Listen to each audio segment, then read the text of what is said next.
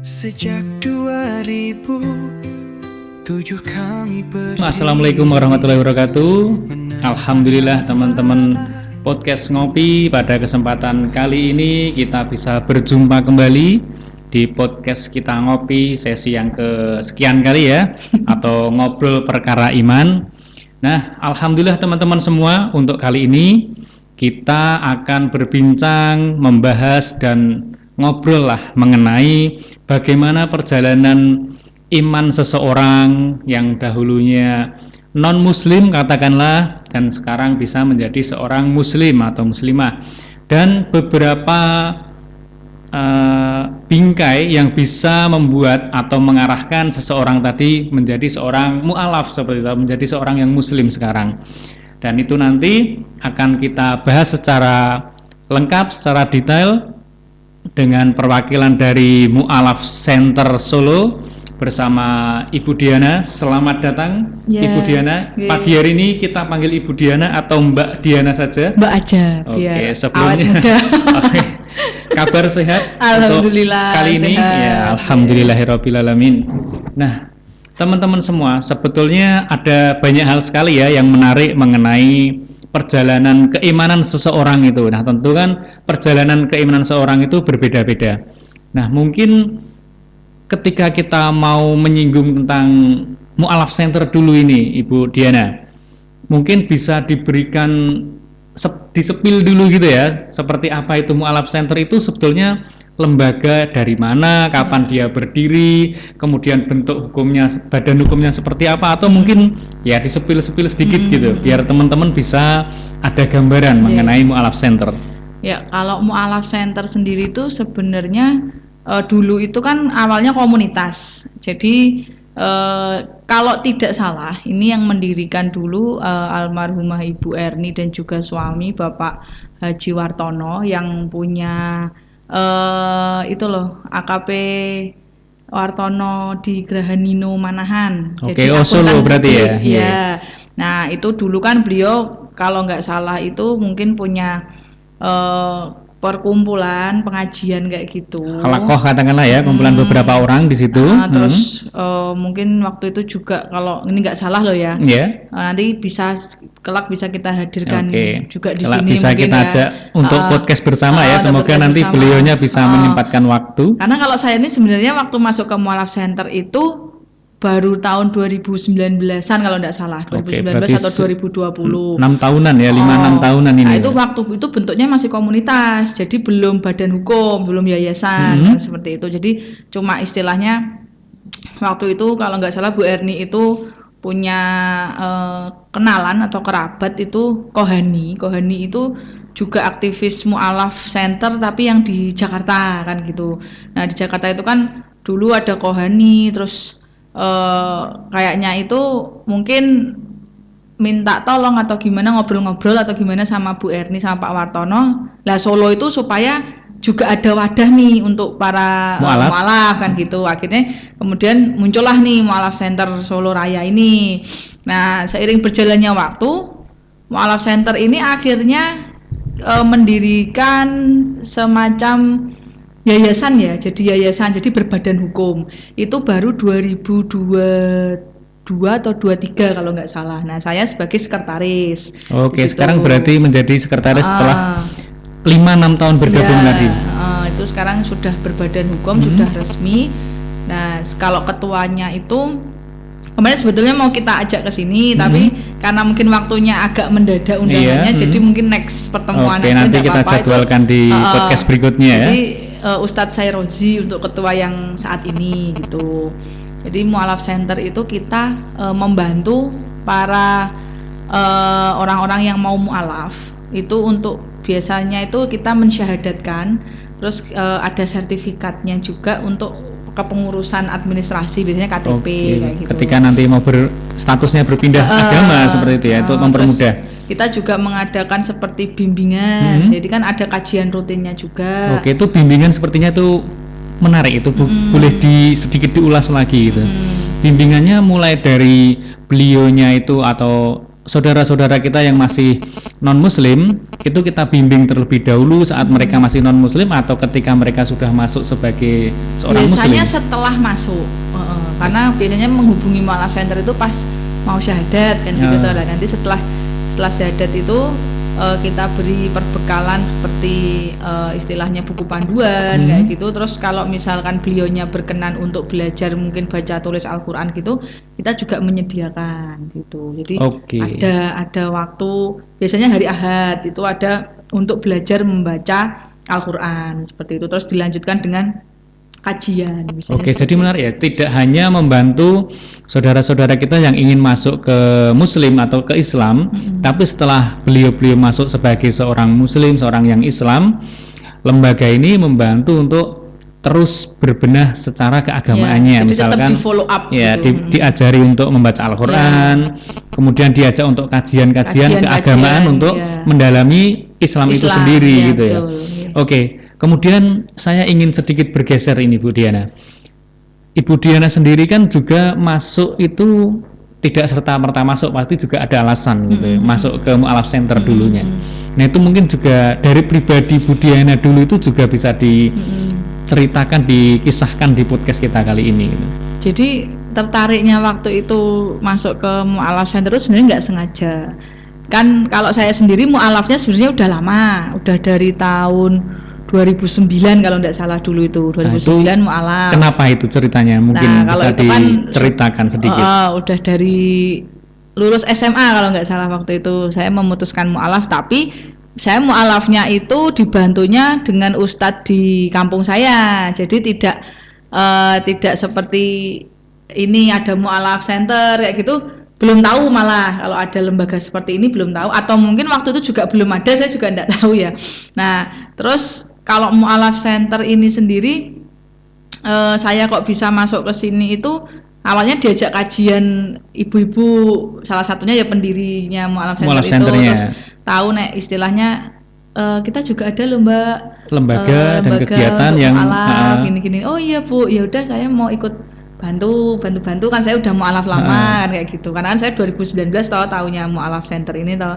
Nah, terus dari situ memang masih terbatas pengurusnya itu sedikit Mas. Jadi istilahnya itu kekurangan personil lah. Oh iya, betul.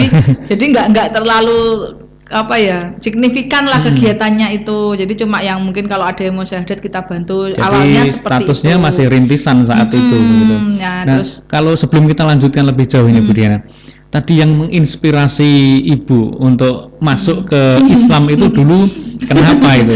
Apakah faktor hidayah yang seperti apa mungkin yang bisa kita angkat agak panjang sebenarnya, tapi nggak apa-apa. Ini kan kita memang temanya sharing ya, bahwa hidayah itu tidak pernah salah alamat. Nah, mungkin tidak pernah salah alamat. Hidayah ini juga akhirnya sampai ke saya itu ya bukan terus salah alamat juga ya Bismillah ya istilahnya. Dulu itu kan saya dari agama Kristen. Dari agama Kristen dari lahir saya Kristen. Dari orang tua berarti ya. Saya punya orang tua itu, ayah saya itu kebetulan kan ayah saya ini Chinese. Oh, berarti ini Ibu Diana ini ayahnya Chinese, ibunya Indo Jawa gitu. Ibunya Jawa. Tapi semua Kristen. Oh, Kristen semua orang tua. Kakek juga Kristen kan gitu toh. Kakek nenek Kristen semua. Jadi tapi memang keluarga besar kakek nenek itu Islam kan gitu. Tapi karena saya dari kecil Kristen ya taunya kan Kristen ya dari kecil kan agamanya. Karena ikut orang tua gitu. Terus ayah saya itu, papi saya itu, saya kelas 2 SD atau kelas 1 itu meninggal dunia. Jadi setelah itu kan saya sama nenek kan memang tinggalnya kan sama nenek, kakek dari awal memang kayak masih satu rumah gitu kan sama kakek nenek, karena nek ayah saya kan sering luar kota juga. Nah jadi sama ibu sama kakek nenek itu satu rumah. Lah setelah papi nggak ada ini, akhirnya kan ya udah tetap sama kakek nenek, ya masih Kristen kan gitu kan. Terus ibu merantau ke Solo, kerja di Solo. Kalau posisi merantau itu Ibu Diana di mana? Kan di ibunya, Blora. Di Blora. Di Blora itu di rumah kakek nenek itu. Oh, kakek nenek di Blora, orang tua merantau ke Solo. Nah, terus habis itu ibu itu seingat saya tahu-tahu pulang itu pokoknya udah mualaf, udah jadi Islam. Oh, ibu dulu, berawal dari ibu dulu yang sudah menjadi muslim. Karena waktu itu juga ibu itu menikah dengan mungkin karena pria muslim ya, jadi ibu ikut ayah sambung. Oke. Menikah lagi dengan orang muslim sehingga menarik ibu untuk ikut menjadi seorang muslim juga. Nah, tapi saya karena udah paham ya Mas, maksudnya setiap hari kan, tiap minggu ya sekolah minggu, berarti kan gitu, jadi kan nggak mungkin saya terus mau ikut ibu gitu kan, karena saya udah tahu nih. Jadi kan, gitu. Proses perjalanan untuk mendapatkan hidayah tadi tidak serta-merta langsung. Enggak. Walaupun melihat orang tua sekarang menjadi muslim, tapi Ibu Diana dulu tidak langsung ikut. Enggak langsung, menjadi apalagi muslim, kakek gitu. nenek masih Kristen. Terus habis itu kelas 6 SD kakek meninggal, terus kelas SMP kelas 2 itu nenek meninggal. Jadi saya sendirian nih, waktu ini itu nenek SMP, kakek dari ibu. Oh, ibu. Dari ibu meninggal kan berarti otomatis yang tinggal Kristen saya toh, gitu kan. Masih bertahan nih. Akhirnya saya SMA kelas 1 tuh pindah ke Solo juga. Oh, ikut ke Solo, mengikuti orang tua. Ke Solo. Terus habis itu di situ SMA kelas 2 ya berarti ya, kelas 2 itu saya di sini masih Kristen. Terus saya ketemu sama ya pacar ya, waktu dulu masih ya, pacaran, ketemu calon suami dulu ya. Itu kan muslim gitu kan. Nek saya kan mikirnya waktu itu kan carinya itu memang untuk serius ya, maksudnya pacar itu untuk serius, gak cuma untuk walaupun main-main gitu kan.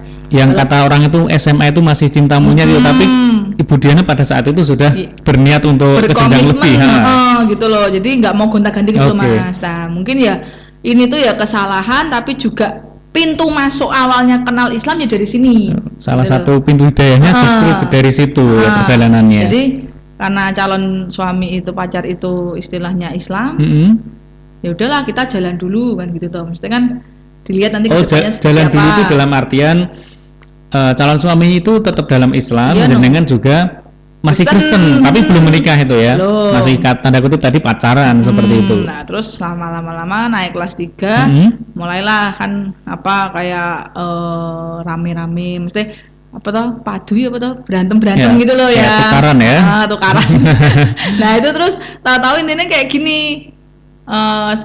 Pacar tuh kan bilang, "Nek, kita tuh beda, nggak bisa satu gitu kan." Loh, kayak gitu kan, alasan itu kan kenapa nggak dari dulu? Adu argumen ini maksudnya. Gitu kan. Yang calon suami bilang saya itu Islam, kamu Kristen, berarti kita tidak bisa bersama gitu. Nah, terus saya kan juga nggak mau itu ya loh. Nah, itu buat alasan kenapa dulu milih saya kan gitu toh. Padahal itu dalam tanda kutip sudah kenal lama atau pacaran lama gitu ya.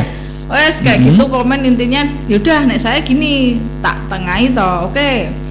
Kamu belajar agamaku, aku belajar agamamu gitu kan. Nanti siapa yang ibaratnya nanti keputusannya gimana setelah belajar kayak gitu toh. Lah dia tuh kan sempet ini proses mencari kecocokan gitu maksudnya. Ajak lo gereja kayak gitu, dia tuh nggak mau intinya. Ya wis lah. Saya ngalahi toh. Saya belajar nih tentang Islam. Kan tadinya tuh saya benar-benar nggak tahu apapun tentang Islam ya. Meskipun lingkungan dulu di Blora itu Islam, tapi Islamnya kan bukan Islam yang kayak nek di orang pondok kayak gitu loh Mas. Jadi berarti muslim apa ya namanya, abangan ya. Muslimnya belum begitu kental gitu ya. Iya, memang gitu. Mungkin ya era-era 80 90 memang masih banyak ya dulu muslim yang katakanlah abangan seperti itu. Jadi yo muslim tapi gak sholat. Ya, muslim gitu hanya status saja seperti itu. Seperti itu. Terus akhirnya kan saya sama sekali nggak tertarik gitu kan istilahnya waktu itu. Terus ini belajar gini. Nabi Muhammad itu siapa gitu kan. Mulainya kan dari situ. Itu pembelajaran itu dimulai di mana itu? Ya waktu SMA itu kan udah ada internet toh waktu itu. Dari internet, belajar sendiri. Belajar sendiri dari internet, jadi nggak ada guru, nggak ada apa gitu kan. Cuman kan memang orang tua udah Islam toh. Orang tua udah Islam, jadi kan istilahnya naik kayak rutinitas kan sudah melihat orang tua gitu. Dan juga desaan dari calon suami tadi. Bukan desaan sebenarnya, jadi saya sendiri yang berinisiatif sih sebenarnya. Karena dia kan mungkin pengennya kan itu buat alasan terus putus. Nah, tapi karena saya nggak bisa dikasih alasan itu, ya akhirnya saya kan intinya yus aku tak belajar gitu loh. Jadi Bu Diana malah merasa terchallenge ya. Jadi tertantang untuk oke, kita buktikan kita gitu. buktikan gitu Ternyata kan, hidayah gitu. turun dari melalui pintu situ. Kan kalau di Kristen itu kan Nabi Isa itu juga Tuhan gitu. Tapi kalau di Islam ini namanya kan Nabi Muhammad. Nah, Nabi Muhammad ini itu ternyata di Islam itu bukan Tuhan. Nah, itu satu sing loh kok beda ya, tak kira itu terus nek di Kristen Isa itu Tuhan, Yesus itu Tuhan, berarti Nabi Muhammad itu Tuhan. Ternyata bukan, Muhammad itu ya Nabi. Lah Nabi itu Allahnya tetap Allah, Tuhannya tetap Tuhan. Nabi itu cuma utusan. Kok beda ya sama yang di agama saya kan gitu toh. Terus apalagi di Islam ini mengakui kalau Yesus sama dengan Isa itu juga Nabi gitu. Nabi yang diakui. Diakui di Islam kan gitu loh. Kok gini ternyata gitu loh, berarti apa ini asal muasalnya sebenarnya agama yang satu runtut kan atau bagaimana? Kan? Iya kan istilahnya di Islam mengakui Isa, tapi kenapa ketika di Kristen ini kok Isa ini jadi Tuhan, sedangkan istilahnya udah ndak ada lagi nabi selanjutnya atau gimana gitu loh istilah. Tapi sedangkan yang Muslim ini, yang Islam ini Isa ini nabi dan diakui nabi, termasuk 25 nabi di Islam diakui. Islam kan Islam kayak gitu. Nah terus nabi terakhirnya Muhammad. Lah dari situ tuh kok kayak ada yang janggal nih dari agama saya yang sebelumnya. Terus mulai dikulik-kulik lagi terus Al-Quran ini ternyata bisa dihafalin gitu kan. Dan dia dari bahasa Arab kemudian baru diterjemahkan. Jadi tidak ada perubahan teks apapun di situ. Nek terjemahan kan beda-beda kan mungkin istilahnya, tapi kan intinya sama ya karena ada teks aslinya. Kalau Bible kan Alkitab nggak ada teks aslinya, bahasa Yunani. Bahasa Yunani dulu kan katanya awalnya Yunani sama Ibrani gitu. Itu udah nggak ada nih teks aslinya. Semua sudah terjemahan semua. Nah, terus info-infonya ternyata kadang itu kalau menerjemahkan dari edisi berapa ke berapa itu kadang ada yang beda gitu loh. Kalau Al-Quran dari dulu ya itu sama, nggak ada perbedaan. Nah itu juga akhirnya saya juga mikir kan ada teks itu kan ngomong istilahnya karena Al-Quran ini dari Allah ya dijaga kan gitu toh. Berarti yang sebelum-sebelumnya karena sudah pada dipelintir atau di gimana kan itu kan intinya tidak seterjaga yang Al-Quran ini kayak maka gitu. Dari situ tuh yang menggerakkan Bu Diana untuk mempelajari lebih tentang Islam. Nah, setelah belajar bertahap, berproses tadi ya, itu titik untuk menjadi seorang muslimnya itu bagaimana dulu? Apakah setelah belajar 1 tahun, 2 tahun atau bagaimana? 1 tahun waktu itu kalau tidak salah kelas 3 itu. Terus waktu mau lulus ayah saya sambung itu kan naik haji lah ya tidak tahu juga malah momennya ketika akhirnya ya wis lah saya mau mualaf itu ketika ayah saya ini di tanah suci gitu loh. Ya nggak tahu apa mungkin mendoakan saya juga. Di sana. Saya nggak tahu ya gitu. Terus saya bilang sama ibu saya yes aku mau syahadat ya gitu. Terus dibantu kebetulan posisi di Solo saat itu. Iya di Solo. Kebetulan kan depan rumah itu ustadz gitu kan. Terus dibantu dari ustadz itu terus saya akhirnya yo pada seneng kan istilahnya akhirnya kan tinggal saya sendiri nih berarti kan gitu. Kalau adik-adik mungkin kan karena dari kecil itu ibaratnya belum tahu akhirnya sudah langsung masuk Islam kalau adik-adik karena Ibu Diana kan sudah mempelajari dulu dan sudah dewasa sudah bisa berpikir, maka untuk proses berbaliknya dari Kristen tadi ke Islam tidak bisa serta-merta ya, perlu dan argumen, orang tua juga nggak memaksa sih gitu loh. Jadi kan memang ini karena saya kemauan saya sendiri. Nah, akhirnya kan keluarga seneng nih, wah alhamdulillah kan gitu toh. Ya udah hidayah yang ditunggu ini gitu. Bantu syahadat, terus setelah syahadat saya dibantu belajar baca Quran itu sama ustadz itu gitu kan, sholat gitu kan dibantu terus alhamdulillah nggak butuh waktu lama sih itu kemungkinan cuma berapa bulan gitu alhamdulillah udah bisa hafal beberapa surat pendek gitu. Belajar sholat juga ya belajar sholat terus sama itu apa mas Iqra mulai dari Iqra dulu ya meskipun mungkin tajwidnya masih belum sempurna tapi kan mengenal huruf-huruf dulu udah tahu gitu kan udah tahu dan terus akhirnya sampai sekarang bisa baca Al-Quran itu kan awalnya gitu. Kemudian setelah itu tentu dari calon suami pasti merasa sangat senang gitu ya. Apakah setelah itu langsung menikah atau bagaimana? Enggak langsung menikah. Jadi saya kuliah dulu, dia kerja. Terus setelah saya semester 7 kita baru nikah. Jadi saya Oh, semester 7 oh, berarti belum lulus. itu 2,5 tahunan ya jaraknya. Ya, sekitar 2,5 sampai 3 tahun lah mungkin ya. Oh, 3,5 tahun. Nah, itu terus saya nikah sama sebelum lulus kuliahnya nikah. Terus Suami pada saat itu posisi kuliah juga atau enggak, kerja. Oh, bisnis ya kayak. Kerja udah kerja di perusahaan swasta. Ya udah, setelah itu saya kan memutuskan setelah masuk Islam itu saya langsung berjilbab, Mas. Jadi setelah lulus SMA itu saya langsung berhijab karena kan mikir saya ya udah orang katanya itu wajib gitu kan. Ya masa nggak ada perbedaan antara saya sebelum non muslim dan setelah saya masuk Islam. Oke, jadi gitu. sekaligus meniatkan untuk mempublikasikan gitu ya, bahwasanya oh sekarang itu saya seorang muslim gitu. Betul, seperti itu kurang lebih. Udah, terus akhirnya nikah. Setelah itu saya lanjut skripsi, lulus, saya kerja. Nah, pernikahan pertama saya ini kemudian harus berakhir setelah 5 tahun. Padahal salah satu mungkin pintu hidayah juga dari situ gitu. Gitu. Oke, tadi sebelum kita lanjut ke situ dulu, setelah mengetahui Bu Diana tadi sudah menjadi mualaf, itu calon suami tadi bagaimana ekspresinya? Ya mungkin seneng, terus akhirnya saya juga diajari sholat sama dia juga gitu kan. Tapi kan aslinya seperti apa saya nggak tahu karena kan awalnya kan sebenarnya mau minta putus nih. Nah ternyata kan saya nggak mau belajar Islam, lah kok malah saya mau masuk Islam gitu kan. Jadi kemungkinan seneng apa enggak kan saya nggak tahu. Hati kan siapa yang tahu ya teman. Harusnya kan ya, misal memang dia niatnya mau ngajak saya misalkan ya harusnya kan Mbok kamu gini mengarahkan maksudnya ya, itu enggak malah mintanya putus kan gitu toh ya. Akhirnya ya ini bukan mau buka aib ya, istilahnya setelah 5 tahun ternyata tidak sebaik itu kan gitu toh istilahnya, tidak bisa diteruskan untuk pernikahannya. Padahal tapi saya tidak menyesali kepindahan saya dari Kristen ke Islam. Itu sama sekali tidak saya sesali. Jadi gara-gara kamu padahal aku wis ninggal ke agamaku gini-gini, enggak seperti itu. Karena memang ketika saya ditanya apa pindah Islamnya karena mau menikah, enggak gitu. Karena memang saya bener awal muasal jalannya dari pacar yang Islam itu betul. Tapi saya pindah ya karena keinginan saya sendiri, dari hati saya sendiri, dari pemikiran saya sendiri kan gitu. Jadi tidak ada istilahnya uju-ujuan atau bujuk rayu dari siapapun, tidak ada.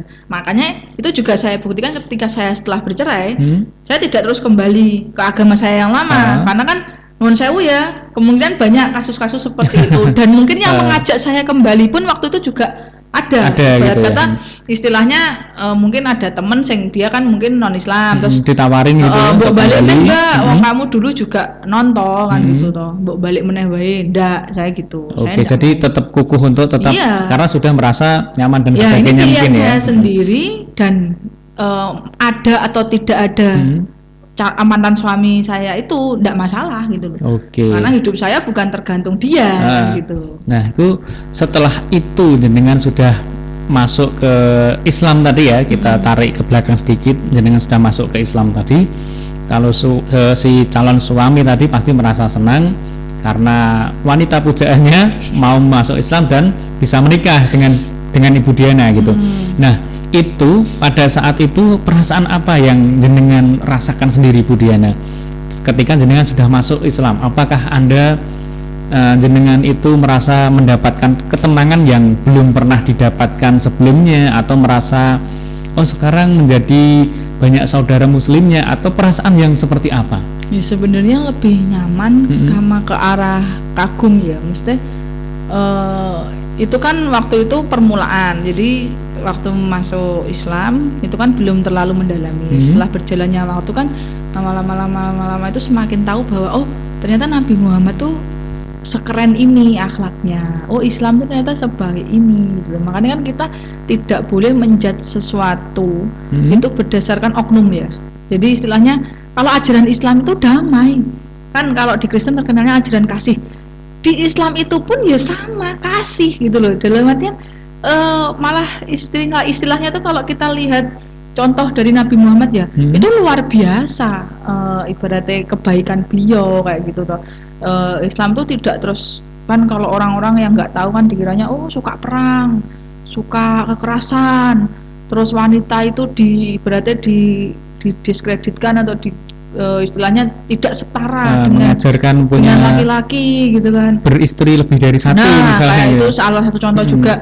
Tapi ternyata di balik semua itu tuh sebenarnya kisah awalnya nggak kayak gitu loh. Jadi ibarat kata kalau yang suka perang ini dan itu loh, Nabi Muhammad dulu itu kalau dia nggak dijalari ya, maksudnya nggak di istilahnya di apa ada penyebabnya dulu, nggak akan nyerang terus invasi kayak gitu kan, bukan seperti itu ternyata. Tapi kalau diserang kan otomatis ngelawan. Nah seperti itu gitu loh. Terus perempuan itu ternyata dimuliakan sekali di Islam. Bahkan gitu dijaga loh. ya. Dijaga sekali harusnya. Tapi karena ada budaya patriarki yang mungkin sudah melekat di kita ngomongnya karena kita hidup di Indonesia, mungkin di Indonesia ya. Jadi kadang tuh malah nilai agamanya itu nggak dipraktekin, yang dipraktekin malah budaya patriarkinya itu sendiri, yang istilahnya laki-laki itu intinya cuma taunya kerja cari nafkah, sing urusan rumah tangga itu pokoknya istri. Padahal ternyata nggak seperti itu. Harusnya kan tim ya. Nah harusnya kan saling ya. Bahkan kalau mau, saya pernah dengar pengajian dari Imam Syafi'i itu, bahkan kalau mazhabnya Imam Syafi'i itu perempuan itu tugasnya cuma apa? Melahirkan, melayani suami, melahirkan, menyusui, itu aja semuanya dapat kompensasi. Dan untuk urusan rumah tangga itu harusnya laki-laki. Itu dari segi ekstrimnya loh ya. Yeah. Nah makanya kan. Ada yang berpendapat seperti itu. Tapi itu pun juga nggak bisa diambil letterlek seperti itu ya. Kan? Tapi memang kalau misal laki-lakinya mampu seperti itu kan, ya alhamdulillah kan, istilahnya dapat yang seperti itu kan alhamdulillah. Misalkan laki-lakinya kaya nih, terus kita dikasih ART nih, gitu. Bagian nyuci, bagian masak sendiri, gitu ya. Bagian nyuci, masak, itu seperti itu. Pokoknya perempuan itu cuma tugasnya melayani suami di ranjang, dah itu tok, kayak gitu. Wong menyusui aja katanya ada kompensasinya kok, kalau misalkan itu dari mazhab Imam Syafi'i. Jadi tapi kalau kita belum dapat suami yang seperti itu, ya udah berarti kan saling gitu loh. Saling bekerja sama, iya, saling aja semuanya menyelesaikan itu. semua beban yang ada di rumah tangga seperti Jadi itu. enggak, kamu yang harus cari nafkah, kamu kan laki, kamu kan urusan rumah gini. Terus gitu juga yang laki-lakinya, berarti istrinya udah capek gini, tahu rumah berantakan, mungkin anaknya masih kecil, masih toddler kayak gitu, terus marah-marah, pulang rumah nggak bersih gini. Nggak seperti itu gitu. Jadi konsepnya saling bantu, saling gitu loh, bantu, saling menerima menyelesaikan. kan gitu toh istilahnya. Jadi kalau ada masalah dicari solusinya, selesaikan bersama. Nah, itu ajaran Islam itu sebenarnya seperti itu gitu loh, seindah itu. Jadi semakin kagum apalagi kalau kita lihat sosoknya Nabi Muhammad itu benar-benar laki-laki yang bertanggung jawab dan sebaik-baik seorang suami kepada istrinya adalah Nabi Muhammad, seperti itu ya. Baik banget, entah sama tetangganya, sama temennya, sama istrinya, sama keluarganya. Pokoknya kalau ibaratnya nanti teman-teman mau mengulik lebih dalam tentang Nabi Muhammad, nanti itu pasti akan sangat kagum gitu loh sama sosoknya beliau. Di Sirah Nabawiyah ya, karena saya aja sampai nangis ya, maksudnya ketika akhir-akhir hidupnya Nabi Muhammad itu yang difikirkan itu bahkan bukan dirinya sendiri, umat gitu loh. Gimana nanti umatku sepeninggalku gitu loh. Padahal kan itu kondisi beliau sedang sakaratul maut ibaratnya seperti itu. Tapi umat kayak gitu ya Allah. Saya sampai ya setelah semakin belajar itu ya, oh gini ya ternyata ya. Wah, semakin kagum saya dengan Islam gitu loh. Jadi kita simpulkan kembali bahwasanya setelah Ibu Diana tadi masuk ke Islam, maka mendapatkan ya banyak wawasan, banyak keilmuan, dan ya tentu merasa lebih nyaman atau tenang secara batiniah gitu ya. Oke, itu untuk segi dari lebih mantep menjalani hidup lah. Kalau ini tuh saya di jalan yang benar, saya yakin sekali. Ini on the rule, ini sudah on the track gitu. Kemudian selain itu Bu Diana, saya ingin bertanya, pasti kan ketika ada plus ada minusnya juga. Saat itu mungkin ya saat dengan pindah masuk ke Islam dan seterusnya, adakah ujian yang mungkin terasa sangat berat gitu? Ya itu ujiannya tadi ketika berpisah dengan suami pertama itu. Jadi, namun begitu tetap itu benar-benar sudah jatuh tertimpa tangga. Tidak membuat pisah, Ibu Diana keluar Islam tadi ya? Saya ketipu orang itu waktu itu 100 juta. Terus harus kehilangan rumah kayak gitu, terus anak-anak ikut saya, terus mantan suami tidak menafkahi ya karena mungkin anak, ada gitu. persoalan ya. Itu udah rasanya itu kayak Nano gitu ya. Jadi di situ mulai ujian. Itu ujian ini saya harus membuktikan diri bahwa memang Allah tuh sayang sama saya. Sebentar lagi saya mau naik tingkat nih ya, gitu. Karena ujiannya nggak main-main gitu. Kalau saya nyerah sekarang, sayang kan kayak gitu. Jadi itu malah justru membuat saya semakin semangat untuk istilahnya tetap di Islam. Tetap di Islam ini. Terus melanjutkan hidup gitu loh. Istilahnya tetap ya udah yang kemarin terjadi ya udah biar terjadi. Itu mungkin ujiannya saya di situ, atau saya harus bangkit. Oke, siap. Pasti Allah kasih jalan. Kasih jalan yang terbaik ya. Mungkin boleh sambil diminum. Oh iya. Ini kita siapkan minumnya. Sambil nanti kita lanjutkan untuk ke perbincangan selanjutnya.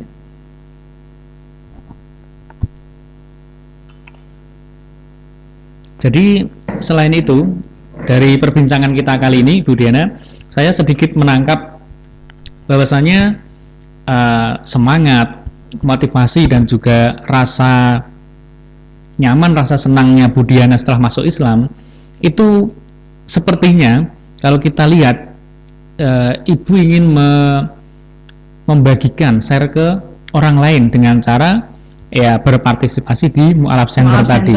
Ya. Apakah, ya seperti itu benar. Jadi saya ingin bermanfaat untuk istilahnya para mu'alaf. Para mu'alaf ini kan dia sedang maksudnya butuh apa ya?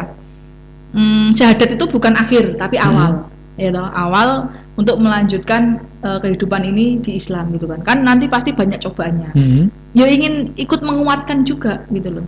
Bahwa sebenarnya ini tujuanmu mau masuk Islam apa nih kayak gitu kan. Jadi penguatan yang seperti apa yang dilakukan dari Mu'alaf Center? Intinya kalau ada kan banyak nih kisah-kisah misalkan kalau di Mu'alaf itu biasanya tentang ditantangan dari orang tua, apalagi yang dari lahirnya mungkin Kristen kayak gitu keluarganya kan. Kristen atau non Muslim ya? Ada yang diusir, ada yang nggak dikasih fasilitas atau apa kayak gitu-gitulah. Nah itu kan kita bantu meyakinkan bahwa semua itu tuh ujian dan mensupport ya. Dan kita bisa istilahnya support dan kita juga ikut mensiasati gimana sih gitu kan. Jadi kalau misalkan ada nih yang belum cukup umur belum cukup umur itu mungkin masih kuliah atau maksudnya belum mandiri gitu ya. Kadang kan dia mau pindah gitu kan takut dimarahi orang tuanya, di stop uang jajannya atau uang sakunya gitu kan. Terus gimana kan gitu toh ya, kita memberi masukan-masukan Mas, maksudnya jalan tengah supaya dia juga tetap berislam tapi juga istilahnya kehidupannya tidak terganggu kayak gitu toh. Jadi nanti tapi nek ibaratnya itu sudah kerja ya kita support bahwa istilahnya kamu tetap hormat kepada orang tua. Tapi untuk masalah keyakinan karena kamu sudah dewasa, sudah kerja sendiri ya kamu pasti bisa istilahnya meskipun sekarang orang tua belum menerima kamu menjauh dulu ya enggak apa-apa berarti kan kayak gitu.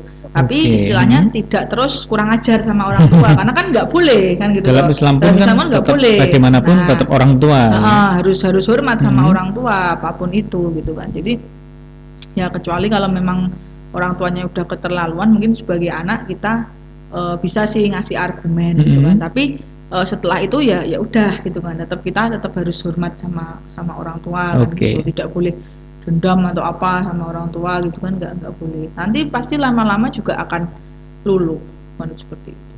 Dalam artian hal ini adalah Mu'alaf Center mensupport tidak hanya material ya, tapi juga spiritualnya, kebatinannya atau mungkin ketika mereka down karena mungkin diasingkan oleh keluarganya yang non Muslim, itu di situ Mu'alaf Center mencoba untuk hadir, membantu motivasi dan mungkin jika curhat juga kadang kayak gitu, memberikan ketika membutuhkan uang juga mungkin katakanlah sekedar untuk pokoknya kalau memang itu benar-benar urgent itu kita juga membantu gitu kan, ada uang kasnya kayak gitu kan Mas. Jadi kadang kan ada donatur itu, nah itu kita berikan ke yang membutuhkan seperti itu gitu. Tapi kita juga selektif ya, mesti karena bukan gimana-gimana zaman sekarang kan banyak toh istilahnya kayak penipuan yang mengatasnamakan Mm-mm. untuk mualaf lah ini itulah kayak Itu gitu kan banyak. salah satu bentuk pertanggungjawaban dari panitia mungkin ya untuk mengelola uang tadi. Ketika mau menyalurkan juga harus seselektif mungkin gitu ya. Betul. Nah, saya ingin mencoba menggali mengenai mualaf center sedikit. Mualaf center ini memang dari halakoh atau pengajian-pengajian kecil yang terbentuk menjadi semakin besar, atau memang terorganisasi dengan mungkin ada donatur dari perusahaan, atau mungkin tergabung dengan CSR dari mana seperti itu? Donatur tuh nggak ada mas, malah ya yang pendirinya ini itu kan kebetulan dalam tanda kutip kan orang berada. Jadi dulu itu kegiatannya malah disupport full sama Bu Erni sama Pak Wartono ini. Dari pendiri ya? Dari pendirinya ini. Terus kita itu kan mualaf center itu kan di Jakarta juga ada mualaf center Jakarta, tapi bukan terus dibawahi situ enggak sih. Jadi setiap kota itu berdiri sendiri-sendiri. Cuman misal ada info apa gitu, misal mau ikut kegiatan gitu ada. Misalkan Jakarta lagi ngadain apa, ini kan ada info, terus kita mau ikut ngadain juga boleh kayak gitu. Mungkin seperti itu aja sih. Jadi enggak sing terorganisir sampai ke pusatnya gitu enggak. Oh, berarti masih berjalan sendiri-sendiri. Berjalan sendiri-sendiri gitu. Nah, mungkin dalam jangka kurun waktu berapa tadi, 2009 atau 2000 berapa mualaf center tadi berdiri? Udah lama ini tahunnya. Secara badan hukum ya. 2022 kalau enggak salah. 22 apa 23 gitu loh. Lupa saya. 2022. Ya berarti baru beberapa tahun ya. Mungkin sebagai inspirasi ya, sudah seberapa banyak kira-kira saudara-saudara kita yang non muslim dan sekarang masuk ke muslim atau menjadi seorang yang Islam sekarang? Kalau mungkin tidak harus pasti jumlahnya ya, mungkin kisaran saja gitu. Kalau ini kan ada grupnya mas, jadi setiap habis syahadat gitu kan kita masukkan ke grup sahabat mualaf raya ini, Solo Raya ini, itu udah ada 70 anggota total. Jadi ya mungkin 50-an orang itu ada sing kita anggap 50 sampai 60 lah, nanti yang 10 itu kan dari panitia. Dari pengurus gitu kan. Jadi yang 60 mungkin yang udah kita bantu syahadatkan gitu. Oke, sudah cukup banyak sekali ya. Nah, kegiatan apa saja yang dilakukan setelah teman-teman tadi masuk ke Islam, masuk ke muslim sebagai seorang yang Islam tadi? Kegiatan apa saja yang dikelola setiap harinya, setiap minggu dan bulannya? Sebenarnya kalau dari mualaf center itu kan yaitu tadi kita menyiapkan untuk belajar membaca Al-Quran sama ada kajian rutin. Cuman memang kebanyakan itu karena mungkin wilayahnya mereka rumahnya jauh-jauh apa gimana, mesti nggak semua kan Solo toh.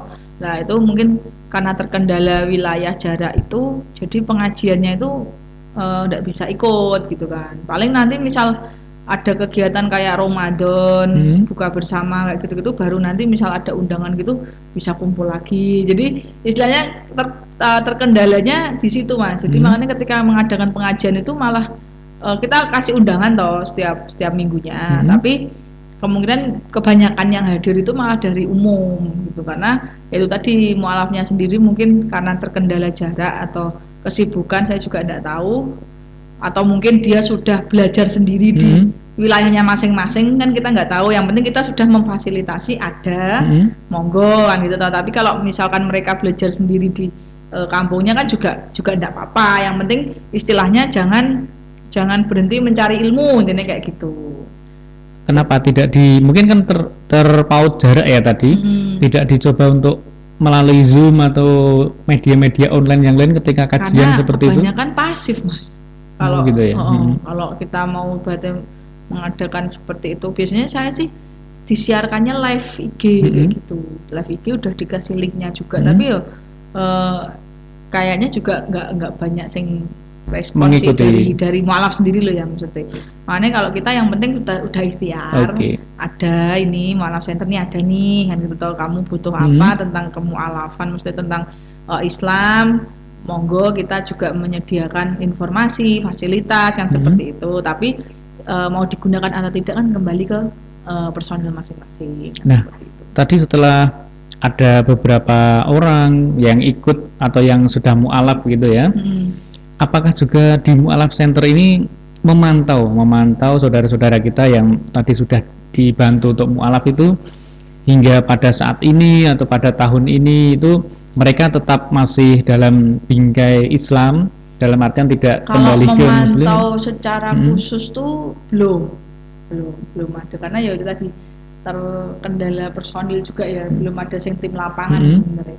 Karena kalau saya sendiri juga kerja, otomatis nggak bisa full di sini. Nah, yang lain-lain kan juga kerja punya kesibukan sendiri juga, jadi belum bisa mengontrol satu persatu. Sebenarnya saya juga waktu itu ada pemikiran sih bahwa kunjungan ke rumah untuk istilahnya lawatan gitu kan, tapi ya karena mungkin waktunya dan tenaganya ini yang belum memungkinkan, belum ada, jadi belum bisa dilaksanakan gitu. Oke. Jadi memang saat ini berusaha untuk berkiprah di dalam memualafkan ya, atau membantu saudara-saudara kita untuk mualaf gitu ya, itu dengan ya upaya yang semaksimal mungkin seperti itu ya. Nah, itu tadi mungkin ini ketika saudara-saudara kita yang sedang menyimak ini, Bu Diana, ada yang kebetulan ingin mu'alaf gitu ya, ingin berislam atau menjadi seorang yang Islam gitu. Kira-kira caranya bagaimana gitu, Bu Diana? Bisa untuk menghubungi ke mu'alaf center atau bisa langsung DM ke IG kita ada mu'alaf center Solo Raya. Oke, nanti kita cantumkan ya di bawah. Atau kontak personnya ada juga saya, nanti Diana Ong gitu, itu nomor WA saya ada. Oke, boleh ya nanti kita nanti dicantumkan WA-nya saya kita cantumkan dan kita tampilkan. Jadi kalau ada pertanyaan tentang saya mau mu'alaf atau ada mu'alaf yang membutuhkan bantuan atau apapun ya bisa. Jadi bukan hanya ketika mau membantu masuk Islam saja ya? Enggak.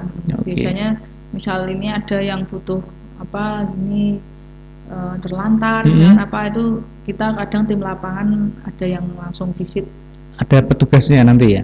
Ya itu tetap kita sendiri sih, mungkin saya yang longgar ya saya, mungkin ketuanya yang longgar ya ketuanya. Jadi masih saling support gitu ya? Iya, baru itu. Jadi belum punya tim bagiannya masing-masing gitu, belum ada. Oke, semoga nanti semakin ke depan semakin solid timnya. Jadi kita juga membuka relawan ya. Jadi kalau ada yang mau bantu, kita juga ada nih tim relawan. Nah, oke, itu mungkin bisa diberikan gambaran bagaimana caranya, kemudian nanti tugasnya ngapain aja gitu. Nanti bisa WA juga, mesti bilang kalau dari mana gitu kan, istilahnya untuk mengajukan diri jadi tim relawan gitu. Ya itu nanti tugasnya bantu-bantu ketika ada kegiatan dari mu'alaf center. Kita misalnya bantuan itu tadi kayak misalkan pengajian ini ada butuh personil tambahan, terus misalkan kita mau ke lokasi ini ada yang butuh bantuan kayak gitu kan, kita juga bisa minta tolong untuk dari relawannya itu.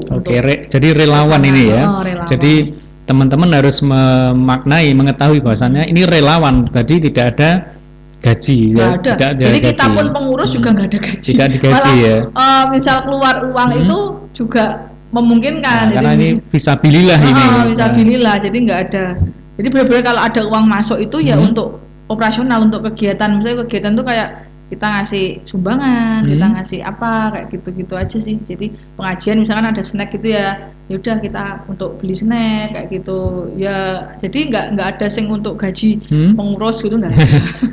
Kantornya di mana, Bu Diana ini? Nah, sementara ini kantornya masih jadi satu di AKP Wartono, jadi di Grahanino itu Manahan, deketnya perempatan berarti ya. Perempatan Sumber.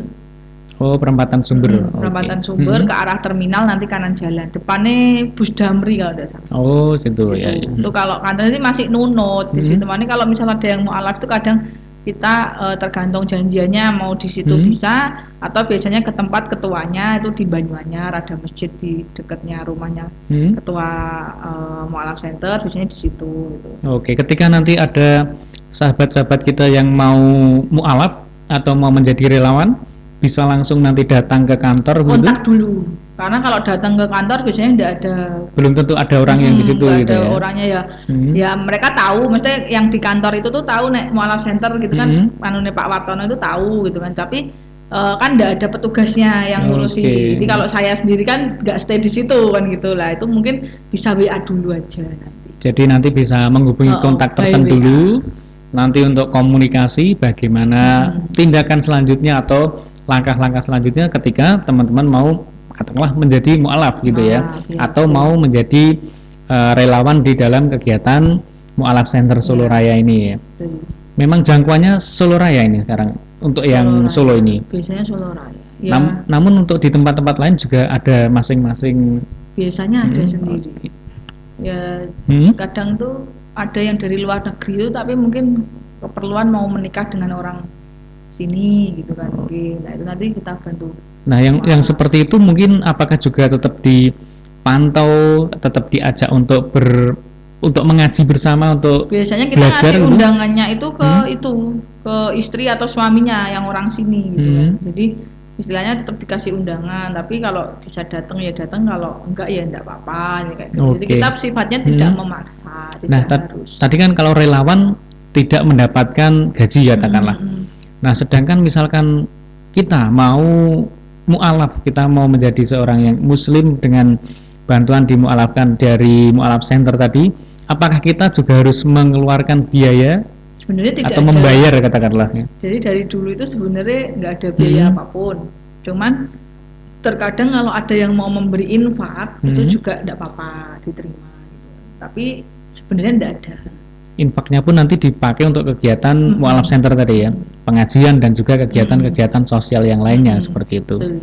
Oke, mungkin sudah cukup panjang juga perbincangan kali ini karena terbatasnya durasi kita, Ibu Diana. Sebelumnya betul-betul kita ucapkan terima kasih atas kehadiran Ibu Diana selaku perwakilan dari Mualaf Center Solo Raya untuk bisa hadir di podcast kita, berbincang menarik mengenai sebuah perjalanan hidayah, bagaimana yang awalnya non-muslim hingga bisa menjadi seorang muslim dan juga aktif untuk membantu saudara-saudara kita yang lain yang ingin menjadi seorang muslim melalui Mualaf Center tadi. Nah, kami masih berharap nanti ke depan masih bisa melanjutkan podcast dengan Mualaf Center dengan narasumber-narasumber yang lain yang tentu yang semakin hebat dan semakin bagus nanti Mualaf Centernya. Harapan kami, mungkin sebelum kita akhiri Ibu Diana, apakah ada sesuatu hal yang ingin Ibu sampaikan, Ibu pesankan untuk saudara-saudara kita di luar yang mungkin saat ini masih non-muslim ingin menjadi seorang yang Islam dengan bantuan Mualaf Center gitu ya, sekedar pesan-pesan gitu? Jika ada, kami dari Mualaf Center Solo Raya terbuka pintunya untuk membantu para teman-teman semua yang mungkin ada saudara atau ada kerabat yang mau mualaf atau mungkin mau tanya-tanya seputaran Islam karena tertarik gitu kan. Kita istilahnya kita terbuka, jadi mau tanya-tanya dulu monggo, mau ibaratnya langsung syahadat ya enggak apa-apa. Nah itu bisa nanti langsung menghubungi saya di kontak WA saya, nanti dicantumkan di bawah. Terus istilahnya kalau ada apa-apa mau bertanya itu kita welcome gitu-gitu. Jadi enggak usah sungkan untuk menghubungi kontak senternya Mualaf Center Solo gitu. Apapun masalahnya gitu kan, nanti kalau bisa bantu ya insya Allah kita bantu. Kalau misalkan tidak bisa, mungkin nanti kita bisa mengarahkan ke siapa yang bisa membantu mencarikan solusi ya, seperti betul, itu. Membantu mencarikan solusi. Betul.